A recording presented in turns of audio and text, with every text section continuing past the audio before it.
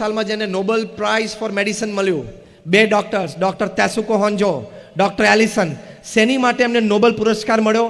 Medicine માટે. એમણે research કરી, કેન્સરની નાબૂદી માટેની રિસર્ચ. કેન્સર થાય તો કીમોથેરાપી થાય, પછી સર્જરી આવે.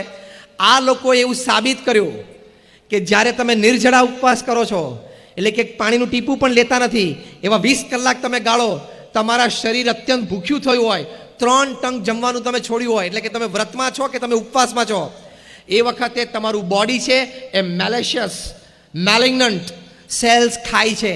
એટલે કે જે કેન્સરની કોષો છે ને એને આ શરીર ખાઈ જાય છે.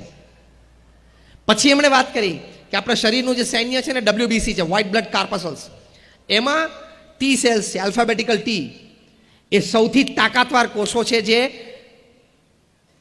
રોગના જર્મ્સ અને બેક્ટેરિયા સામે લડે છે. એમણે કહ્યું કે એક ટી સેલમાં તાકાત છે 1,000 કેન્સર સેલને મારી નાખવા માટેની.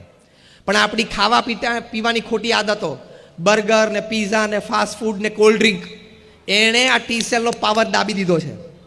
આપણા ઉઠવા બેસવાની ખોટા સમય અને આદતો, રાત્રે 12-1 વાગ્યા સુધી જાગવાનું, સવારે 9 વાગે ઉઠવાનું, એ ખોટી આદતો, આ બધી આદતોએ આ WBCમાં જે ટી સેલ્સ છે ને એનો પાવર દબાવી દીધો છે.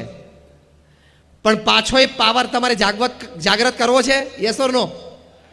તો ડોક્ટર તેસુકો હોન્જો, હું નામ સાથે બોલું છું, તમે ગૂગલ ઉપર જઈ શકો છો, અને ડોક્ટર એલિસને કહ્યું કે વર્ષમાં 20 દિવસ પણ તમે 20 કલાકનો નિર્જળા ઉપવાસ કરો તો આ ટી સેલ્સ પોતાના પાવર ઉપર આવી જાય. એક ટી સેલ 1,000 કેન્સર સેલને મારી શકે. તમને ક્યારેય કેન્સર ન થાય. કેન્સર થવાની લિસ્ટ શક્યતાઓ તમારા જીવનમાં આવી જાય.